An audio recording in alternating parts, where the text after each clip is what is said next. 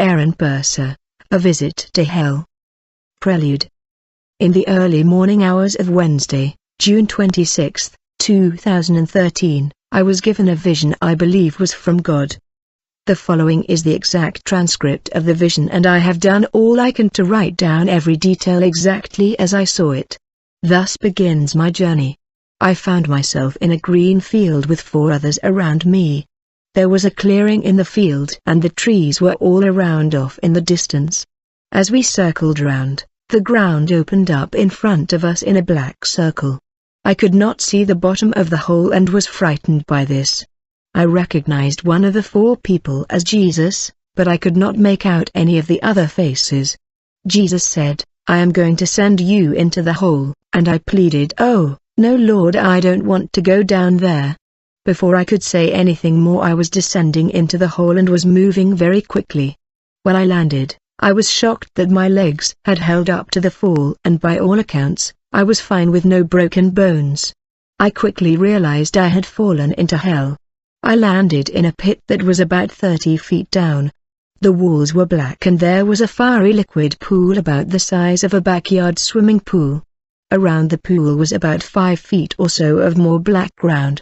I call it ground as it was not dirt but was squishy and seemed to be filled with bugs, beetles, and such. There is no light in hell. There was only the light from the fire and the reflections of the fire and the smoke. I looked around and saw the bodies of humans lying on the ground. All of them were at various states of decomposition, none were moving, none were speaking, and none appeared to be breathing.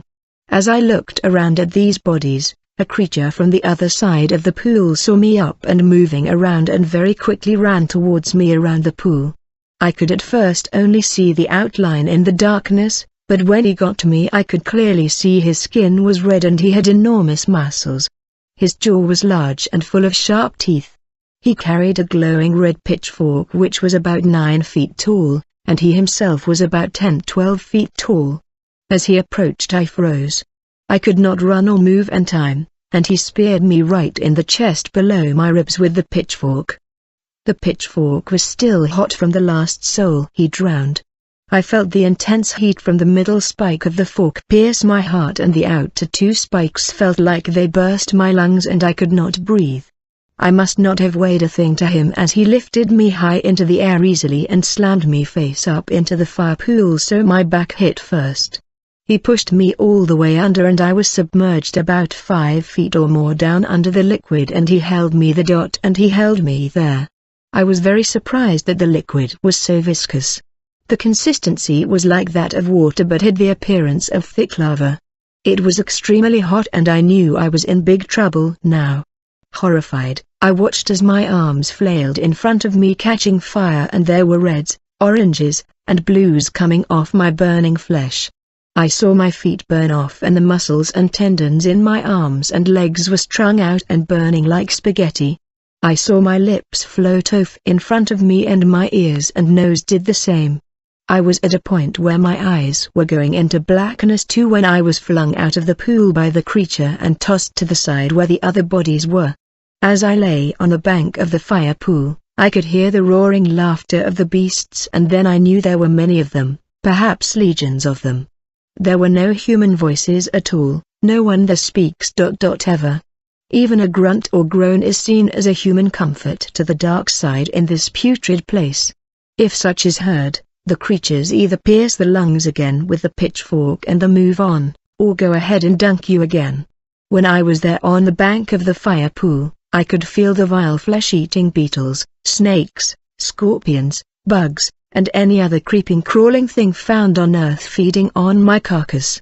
I looked down and could see a coral snake moving through my ribcage into my forearm and another slithering between my bones. I looked at the persons next to me and their faces had been burned unrecognizable.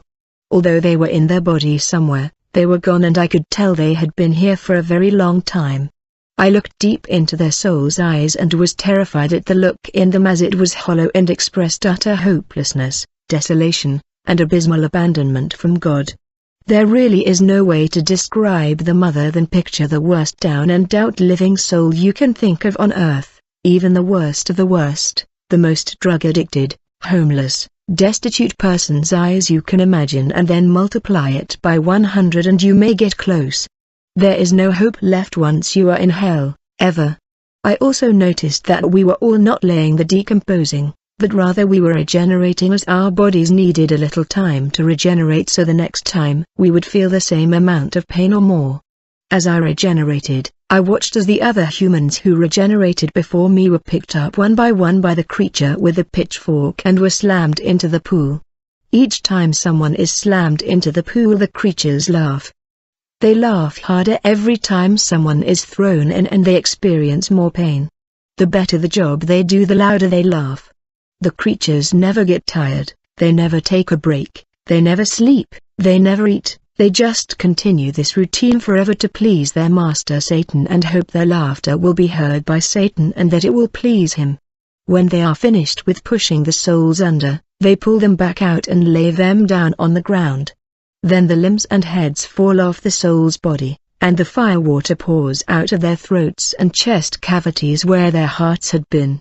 The fire water spills out of the bodies all over the banks and sometimes pours down onto the other souls laying there regenerating. Now it had come to be my turn again, and instead of standing up like when I arrived, I was laying down on the side where I had been tossed. No one gets back up after this. They all lay there in pain and being eaten until they regenerate. Then the creature came back to me. He didn't say a word and just thrust the pitchfork into my chest again and lifted me up. I could hear my lungs sizzle and could not take a breath. This time he spun me over so I would enter head first. He slammed me into the pool, and the same occurred as I saw the burning of my arms, hands, legs, and feet in reds, oranges, and blues. I flailed around trying to get the fire to stop or to somehow save myself, to no avail. No matter how hard I tried, I just kept burning. There was no escape and no way back up to the surface until the creature pulls you out of the fiery water. I eventually stopped flailing. I was so burned, decomposed, and was pulled out of the fire pool and tossed aside to be eaten by the flesh-eating bugs again and to regenerate again. I also noticed as you regenerate you feel everything, all the bites, the venoms, and poisons, the lava dripping on you, the diseases filling your body from the contaminated ground, everything. This whole process takes only about 10 minutes to complete. So the people there are experiencing this about 6 times an hour for eternity. Upon gathering my senses back, I knew I had to act quickly once I regenerated and try to get out of here. Somehow God allowed me to regenerate fast and I snuck over to the wall and began to climb the wall. The wall was squishy and filled with flesh-eating bugs, spiders, disease, detritus, and every other such vile thing. It was not like dirt at all but more like a wall of living insects all tied together. There was no slime or guts of the bugs, they were like living hollow shells. As I grabbed handfuls to climb, there was nothing cool to the touch here, anywhere. When the wall was disturbed it made a collaborative sound of screeching, and of bugs clicking together. I was terrified the creature would hear it and rip me from the wall. My hands went into the wall about to my elbow and the same with my feet to my knees. I just frantically grabbed and pulled each handful and stepped up until I reached the top. At the top, I looked around and saw the pit where I had been was next to another one just like it, and another, and on it went like this as far as I could see in every direction. Each pit was separated by about 3 feet of the same type of living ground which was now pulling me back down. I saw there were thousands of pits just like this, perhaps hundreds of thousands. There could have been millions of people in these pits in every direction I turned.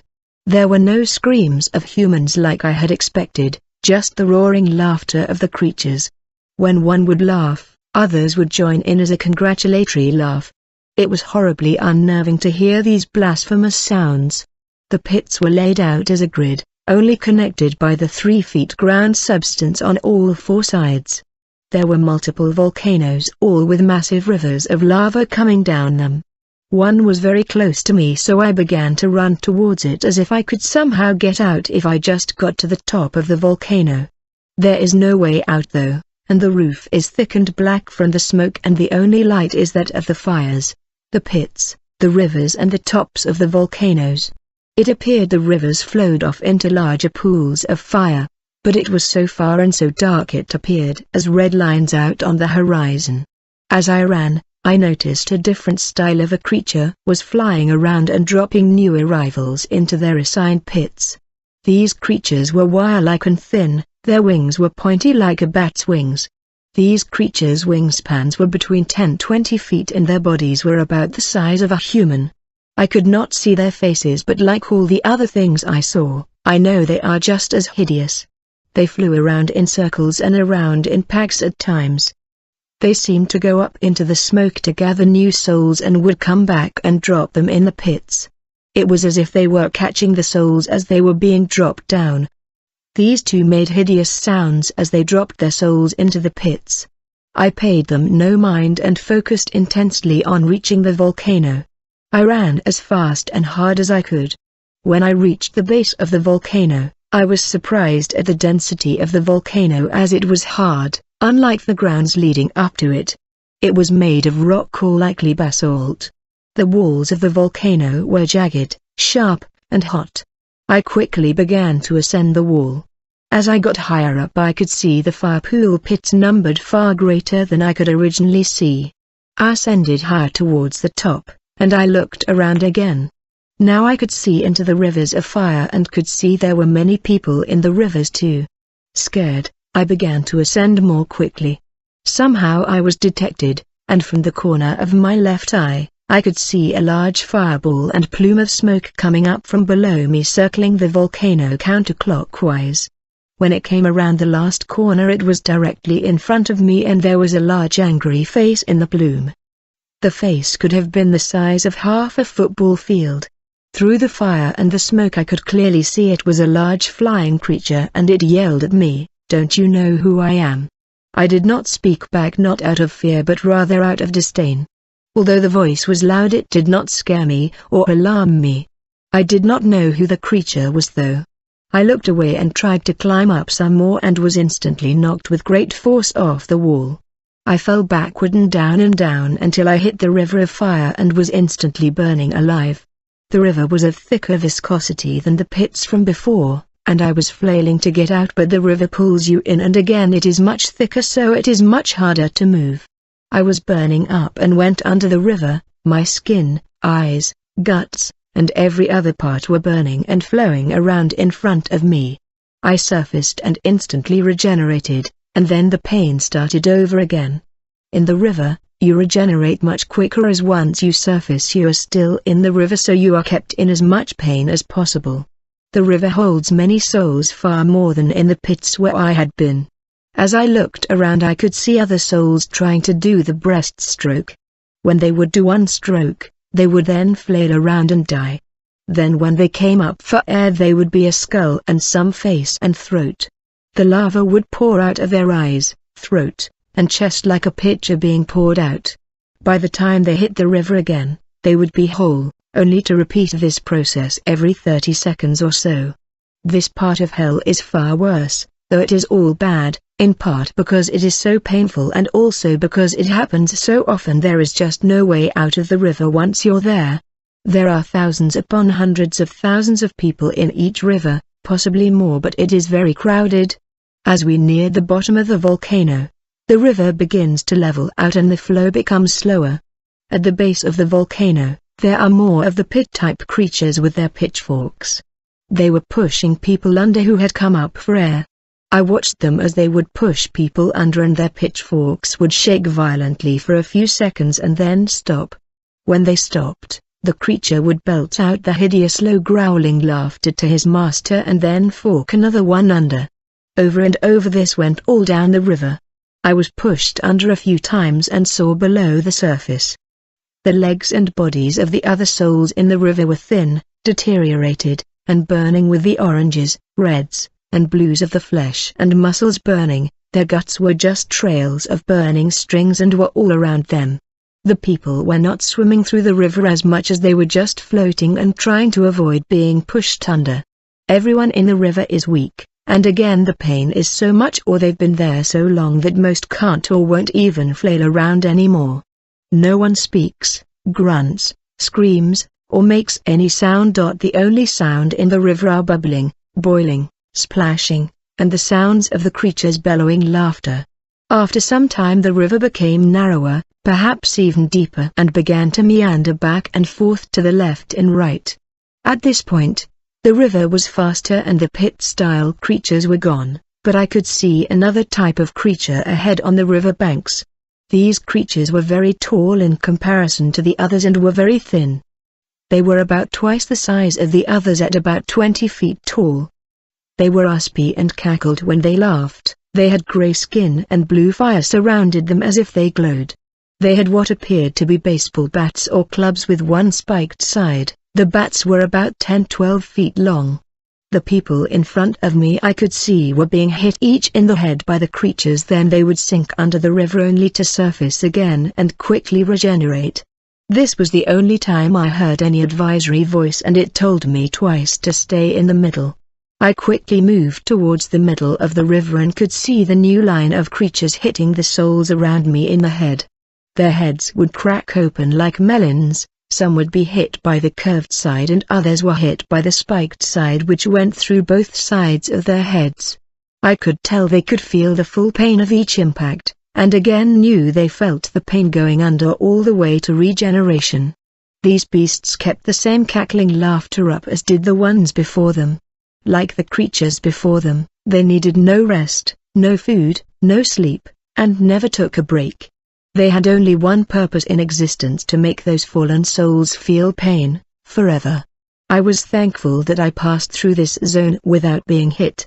The eyes of those souls in this portion of the river were the same as the other parts, completely desolate, bleak, and abandoned from all things good. The souls in the river had the most hollow, distraught, hopeless eyes, as that seemed to say they knew they were here forever. We had finally left the tall creature section and the river became wider, and there were many more souls in this portion. Many were trying to do the breaststroke again and would come up and fling the lava around with their heads as they came up to regenerate. For some, the lava poured out of their eyes, noses, and mouths, and others would try to rise up and it would come out of their midsection, leaving a glowing red empty carcass. These would just fall back in to regenerate. The river went on like this for a while and was thick and slow. We came to a bend in the river and I saw what looked to be an opening to my left. I made my way to the opening, which was a collection of rocks in a circle formed like a window. Outside the window, I could see we were high up in a cave on a mountain looking out, and I saw blue skies and green trees below. I reached out to touch the window, and when I did, the window disappeared. It was back to the blackened wall, only illuminated by the river's glow. I was then pulled from the river and found myself back at the start of the river at the base of the volcano. I was so deeply saddened by this, it was as if part of my own soul had been left behind. I was scared now, that I may not be able to get out. I went the entire course of the river again and felt all the pain over and over again as I tried to swim or exit. I went through the 10-foot-tall red creatures and was pushed under many times. I went through the 20-foot-tall burning blue-type creatures and stayed in the middle and was not hit. We got to the point in the river where it slowed way down, and I believe we were getting close to the large pool, which now seemed more like a blackened fire ocean than a pool. At this point, I could not take any more, as I had been burned up and drowned in rivers of fire for too long. I had been yelled at by a demon and watched people falling from the sky into fire pits while flying creatures snatched them up in midair. I had seen the creature torturing souls in the river and others cracking heads open. I pleaded to God, "God, please get me out of here. I don't want to be here anymore. Please God, get me out of here." In an instant, I was out of the darkness and out of the fire river, and there was dimmed sunlight. My eyes needed to adjust, but I was on solid ground and I tried to look around and saw Jesus was with me. Jesus was holding my right elbow and was helping to hold me up. With my left hand, I covered my eyes to shield them from the wind and light. I could feel hot wind all around me and there was black smoke all around. There were no birds, no cars, no horns, no sirens, no telephone poles, no street signs, and no sound at all but the wind. I looked and saw there were no buildings anywhere and nothing was over 3 feet high. Not a single stone was atop another, there were no trees, not even burned down ones, there was nothing but blackened earth, wind, and black smoke. I asked Jesus, was the face I saw in hell Satan? And he said, no, Satan is on the earth. I looked some more around and was astonished. There was so much nothingness and every single thing had been completely pulverized to dust and ash. I mean, even the World Trade Center left a debris pile after September 11, 2001, but here there was nothing over 3 feet high and any object was very small and unrecognizable. I asked Jesus, where are we? He said, this is New York City. I began to tremble and was more afraid than before. I said to Jesus, oh Lord, I don't want to be here, please take me out of here. In an instant, we had moved and Jesus said to me, how about here? I looked around and the scenery was exactly the same, no buildings, no cars, no birds, no dogs barking, no background noise of any kind, only wind, except the smoke was a dirty brown color. I asked him, where are we now? He said, this is Los Angeles. I said, oh no Lord, not here too. I don't want to be here. Now we were moving much quicker and we were in another desolate, destroyed and silent city with a cloud of light gray smoke. The Lord asked me, how about here? I asked him, where is this? Jesus said, this is Atlanta. I told him, oh no Lord, I don't want to be here. We had moved again in an instant, the same thing destroyed everything, not a sound. Nothing over 3 feet tall, and the only things that were even 3 feet tall were because items had piled on top of one another. This place had a darker gray smoke everywhere in the wind. Jesus said to me again, how about here? I asked, where are we? Jesus replied, this is Chicago. I told him, oh no, Lord, I don't want to be here. We moved a final time, and again everything was gone and the quiet was overpowering the wind. Only this time the smoke and wind were a dark bluish gray and it was wet. Jesus said, how about here? I asked him, where are we? Jesus said, this is Florida. I then asked him, why is all of the smoke different? He said, it is like the sand you bring back from the beach. I then asked him, why are you showing this to me? He replied, it is because you have been chosen to tell the world, the end is nigh. I did not understand this and asked him, you mean you're coming back at night? He said, no, that the end is nigh. I asked one final question, why is all of this happening? This time a voice of 1,000 thunders came from the sky and all around me into my ears, spine, and soul and said, we have decided it so. And I was scared. My shoulders went up and touched my ears like a child in a thunderstorm. The sound of this voice was so loud and it brought fear into every inch of my being. It could only have been the voice of God. This was the only time I was terrified by any of the voices. This voice was so much louder and powerful than that of the smoke-plumed demon in hell, which was loud. God's voice brought every ounce of fear out of me and I did not respond after I heard this. It was so resolute that I did not dare talk back to it nor ask another question. At this point, when the echo of the voice had ended, we moved again very quickly and were back in the field where it all began. Again I was with the four, and the hole to hell had closed. I looked up and the four turned and began to walk towards the tree line, and I was all alone again in the field. I then awoke from the vision and saw it was around 3:27 in the morning. Conclusion: I was blown away by what I had just seen, and knew I had to follow the instructions given to me and write this all down. I know many who read this will not believe even a portion of it, but I also know God works through people far more than many realize, and though you may not believe, I hope God will open your eyes or someone you know through this. This is not so much for the saved, but more for those who do not know if God, Jesus, heaven, and hell are even real. I believe they are, and though many will be blind to the Lord, some will believe or pass it on. I know Christianity is split into so many groups that to a new believer or even potential believer it may seem overwhelming. My advice is to believe that Jesus Christ is the Son of God who came to earth, was crucified and rose from the grave. Start here, with just a small amount of faith, and the other things will come. You won't change overnight and you will likely still sin, but your soul will be saved, so when your time comes you won't be pulled down into hell. I didn't understand why God would choose to show me these things until I talked with my father. He said no one would think David could beat Goliath either.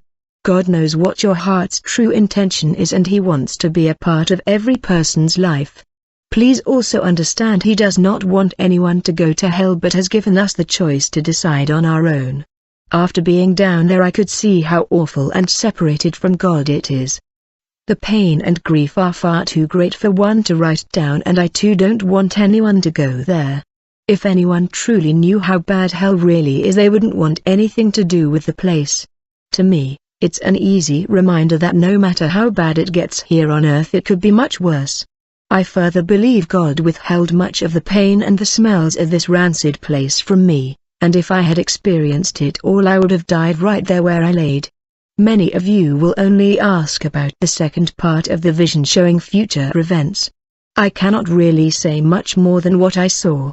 I don't know what happened to the 4 cities and the one entire state. I can only speculate it was something with a lot of power and heat. I wasn't given any time frame for the events to occur. I would like to think they won't happen in my lifetime or my kids' lifetime, but it seemed very close in the vision. It seemed so close that I immediately went online to see if bad news had broken overnight. As far as the smoke portion goes, and the reference to the beach by Jesus goes, I have visited various beaches of the Atlantic coast many times to this point in my life. I always take a small sand sample with me to bring home and compare it to the other sand samples from other beaches I've collected over the years. I believe the differences in the smoke represented the differences in the ground below the cities. I don't know what happened to the cities other than they were gone, absolutely decimated beyond anything the world has ever seen to this point. In conclusion, I trust God and Jesus are real. When my time does come I don't want anyone to be sad. I have seen hell on earth, and I now lack only the sight of heaven and only wish to see it when my time here is done. I know many who read this will think it is not real, but some will and will take heed and will begin to prepare their soul. They may either dedicate or rededicate her life to the Lord because of it, and then it will all be worth it, as you can fear death no more. I know many people, whose bodies are in the cemetery, and I look forward to seeing them in heaven. I hope to see you all as well on the other side, in heaven. I know without a doubt I will be there. Good luck to you all in your walk through life. There are many snares set to trap you, so be vigilant and rest your hopes and fears on the Lord. Your burden will be so much lighter, and you will be more content with the decisions you have made up to this point. Thank you for taking the time to read my story. I welcome any and all feedback, as well as stories